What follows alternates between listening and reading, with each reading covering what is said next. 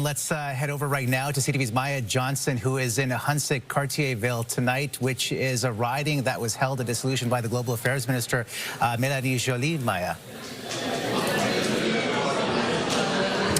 Hi, Omar.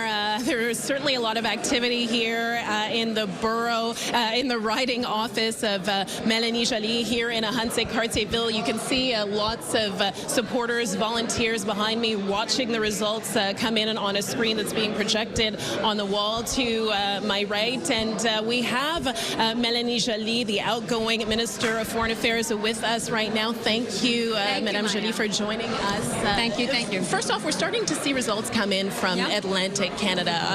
What's your reaction to that? Any disappointment? Well, no, of course, we know it's going to be a long night. We know that. And every single riding counts. I've been in contact with many of my colleagues that are quite confident, but of course, we can take nothing for granted.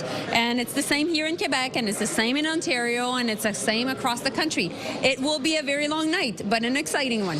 Okay, and of course, we know that the ballot box question appears to be the relationship between Canada and the U.S. and these threats that are coming from the Trump administration. Yes. And even today, we saw President Donald Trump post on social media talking once again about the possibility of Canada becoming the 51st state on Election Day when people are going to the polls. What did you think of that? Well, listen, it's not the first time, and it's not going to be the last one that President Trump has opinions regarding Canada. He has repeatedly stated his threats of annexation and as well has started a trade war against Canada, which is putting hundreds of thousands, if not millions of jobs at risk across the country. And, you know, I was in Hamilton and in the Niagara region last week. Of course, people in the steel sector and the auto sector are very, very concerned. We know that there's been already closures of some plants, and we know that there's a lot of anxiety. But that's why the ballot question tonight is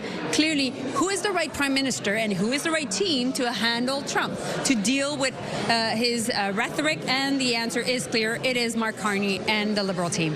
And last week, Mr. Carney was here in the Montreal area in Laval. There was a big Liberal rally there, and at that rally, you asked voters to give the Liberals a majority mandate, and I believe it's the first time that we heard that, the possibility of a majority. Are you hopeful still that that is a possibility?